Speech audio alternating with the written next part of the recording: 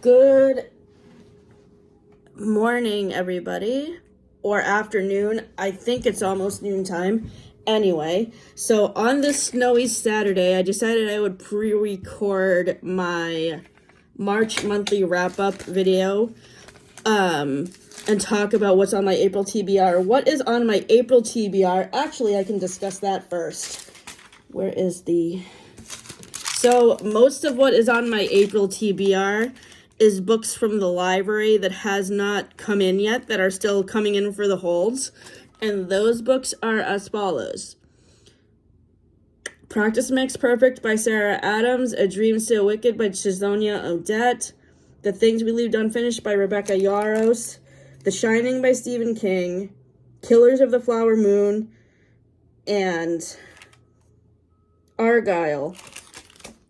So those books, in addition to the books that I previewed on my monthly entertainment wrap-up part 1 video with Matt that I put out, that we reviewed our New York City trip in, that will be mostly consistent of the April TBR. I will also be reading poetry books and whatever books that are on my March TBR that are not completed by next Sunday, which is Easter. So to start with books I have completed on my March TBR, the first one I wanted to talk about today is Loathe to Love You, which is a series of 3 short novellas by Hazelwood. Now, I ranked each novella individually on Goodreads and then rated the whole series 3.25. I rated the first story, which is called Stuck on You, 3 stars. The second story, Under One Roof is the first story, and that got 3 stars. Stuck With You, the second story where they're stuck in an elevator, got 2 stars because it lacked character development and plot development because they're just stuck in an elevator the whole time. And the third novella, Below Zero, and a bonus chapter that focuses on the 3 guys in the novellas, those got 4 stars. My favorite novella was Below Zero because I thought the character development in this novella was great. The plot development was also really good. The 2 other novellas I felt were cut and paste copies of each other, so I really didn't think the writing flowed very well in either of those. So I gave this whole novella series 3.25 stars on Goodreads. And out of all of Hazelwood's books that I have read, this one is probably actually one of my least favorite ones. My top favorites are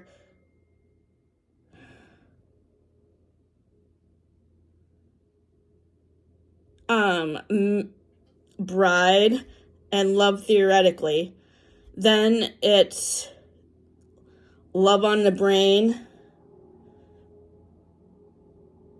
And then it's this book and The Love Hypothesis. That's how I rank all of Hazelwood's books. Let me know if I have missed one. So the next book, Paradise by Toni Morrison. Last summer, I read Beloved, which is a classic from the 1960s, and I really loved it. I gave it 4 stars. I also gave this book 4 stars. Toni Morrison's writing is really good. She passed away in 2019. I don't know if people know that she has passed away, but she passed away a couple of years ago, and this story has the point of views in each chapters of like 5 different women, and I liked hearing each of their individual stories, or I liked learning about them through each of their individual stories through the division of books, through the division of this book. So I gave this book 4 stars, just like I did Beloved, and this book is part of a trilogy, and I haven't read the first book yet, so I need to find the first book at the library next, and then I can rate the whole trilogy. The next book that I just recently finished is called Tiny Pretty Things. And I heard about this book through Rachel Catherine's video, where she gives each book a pairing with a Taylor Swift song. The Taylor Swift song she matched this book up with is called Mean, and I really think she did a good job with picking a song to match up what goes on in the book, because this book is set in a prestigious ballet school in modern day, and it focuses on how cutthroat the competition between the ballerinas is. And I was able to figure out who was doing all the mean things to Gigi sort of right away, or not too soon after things got to a head. I kind of figured who the mean girl of the ballerinas was.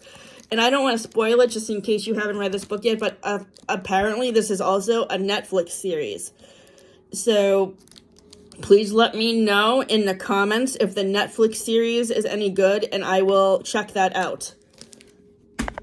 The next book that I read is 0 Days by Ruth Ware. This is my second book of hers that I've read, and this book was a little bit better than the first book I read of hers, but again, I had trouble.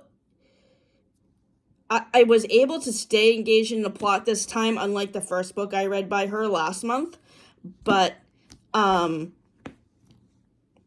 just couldn't deal. I gave this book 2 stars because I didn't like how technological it was, because this is about people who work in the computer technology industry in regards to like cybersecurity.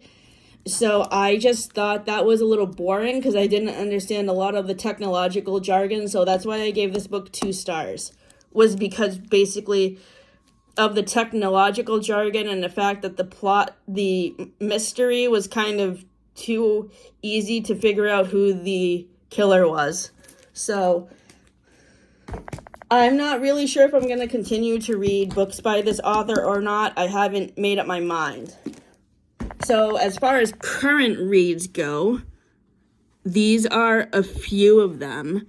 I don't have the other ones that I got from the library, but I can still talk about them. These are the books that were in my side table drawer. This book is a book I borrowed from my friend Kate yesterday. It's called At First Spite by Olivia Dade. And this is my first book by this author. It's the first book in a trilogy. So I'm glad to finally be reading a trilogy in order, because lately I've been realizing I have been reading trilogies and some trilogies and series that I have read lately. I realize that I've read them out of order, like the series by Caroline Kepnes, or The Witches of Maricourt, or there was another series that I read recently that I've been reading out of order. Oh, the series that Iris Kelly Doesn't Date is in. I also read that trilogy out of order too. So this book is about a plus-size girl, and her name is Athena, and she ends her relationship with her fiance, and she has no choice after that to move in with her neighbors, and her ex-fiance's best friend, I guess, his name is Dr. Matthew Vine the third.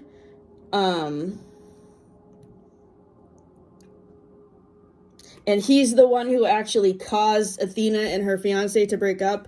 So far, I am on chapter 7, and I really like how the relationship is developing.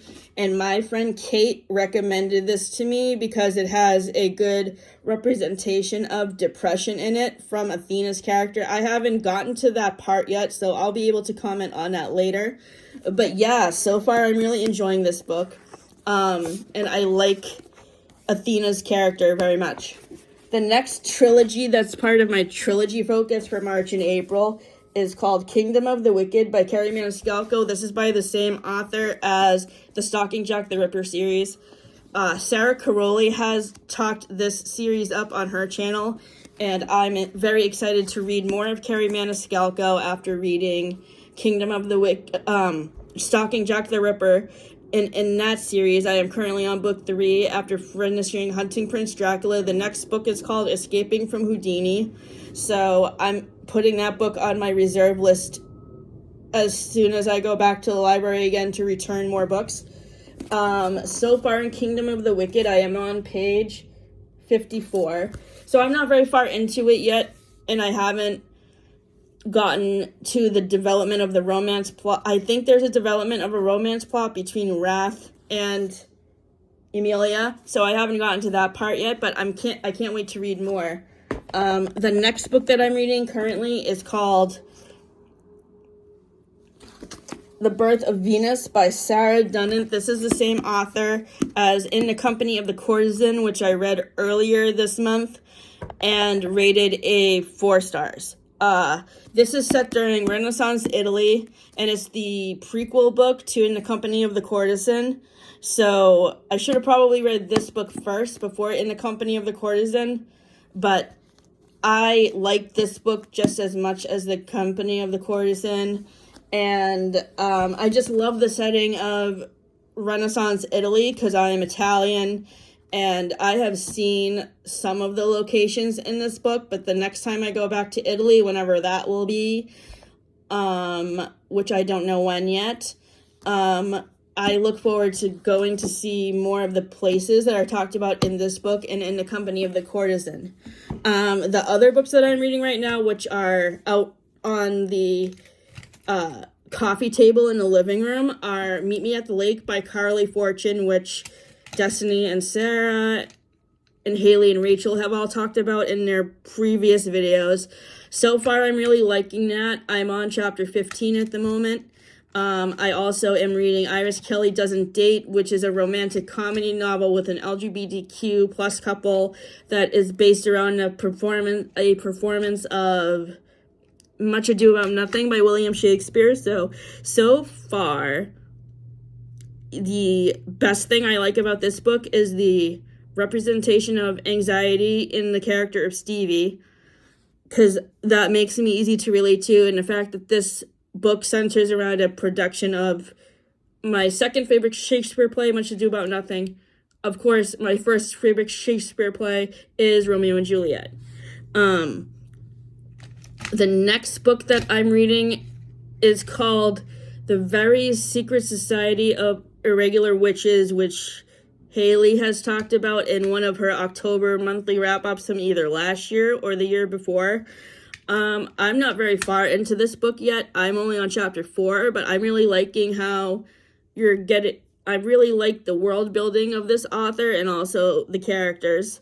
And the other book that I just started is called Once Upon a Broken Heart. The first series in the Once Upon a Broken Heart trilogy. The first book in the Once Upon a Broken Heart trilogy by Stephanie Garber, which is I think it's the spin-off series. Am I correct to say it's a spin-off series to Caraval? Correct me if I'm wrong about that. And tell me in the comments if I am supposed to read Caraval before Once Upon a Broken Heart, or if it's okay to read the trilogies out of order, because I'm kind of starting them out of order. So just leave that in the comment. It would help me out a lot. And the last book I'm reading right now is Ugly Love by Colleen Hoover. Currently, I'm about 65% of the way through. And the thing I like about this book, let me preface this review first by saying I have read a lot of Colleen Hoover's books, and I think since the beginning of making these videos, which was in January, I have read 4 or 5 of her books, including a novella called Maybe Not, which I read at the end of December. And I haven't really been able to connect to very many of her characters, and most of the books that I have read by her have been DNFs, except for Maybe Not, the novella, because the novella was really short. But what I like the best about Ugly Love is that the main character, Miles, he writes a lot of romantic poetry for his girlfriend, and I can easily connect to his character because though I haven't written a lot lately, I do love to write poetry. actually writing poetry was what got me started with writing. I've been writing poetry since 13 years old, and I have grown a lot as a writer and expanded myself to not only writing poetry, but writing fan fiction and song lyrics and incorporating song lyrics into my fan fiction. So I'm also working on a children's book right now. But back to the review of Ugly Love. Sorry for the distraction briefly. As I was just mentioning, I very much can connect to the character of Miles because he writes a lot of love poetry for his girlfriend Rachel. But he, I believe, if I have this correctly, is cheating on his girlfriend Rachel with the main female character, Tate, who I like Miles and Tate as a couple. But this relationship has been talked about in the comments as Goodreads as mirroring Ross and Emily on Friends, and I can definitely see where people can make that kind of comparison, because I think Miles is really afraid to tell Tate that he loves her or tell Rachel that he loves her. And that's why he starts this side relationship with Tate, because he's afraid to break up with his girlfriend, and he's kind of in a relationship with Tate on the side of being on a relationship with Rachel. And I guess that's where people are making the connection that Miles is similar. Miles' relationship is similar to Ross and Emily's. So if you have read this book, Ugly Love, can you please comment if you agree with what the other commenters have been saying about them being similar to Ross and Emily? Because I can definitely see why they would say that, because I think the reason why they are saying that is because Miles tells Tate that he loves her too soon, and that's what Ross does to Emily, and that's where the whole confusion goes with them rushing into their marriage, because Ross says, "I love you too soon" to Emily, even though deep down inside he knows he's still in love with Rachel and carries a torch for her. So that's why I think people are making a comparison to Ross and Emily. And I don't know if people are doing that because there's a character in this book named Rachel. But yeah, so far I think Ugly Love is my favorite book by Colleen Hoover, out of really struggling to being able to connect to her characters over all of the other books that I've read by her, which are Never Never, Never Never, All Your Perfects, and Without Merit. So yeah, I'm very happy that I finally found a Colleen Hoover book that I like, so I'm definitely going to try out more of her books now that I finally found one that I can connect to the characters in. So if you have any other recommendations for me, please leave them in the comments below. And I would like to thank Kerri Nason, who is the theater director at Sohegan High School, who recommended me Julie Andrews' memoirs, Home and Homework, which I really enjoyed.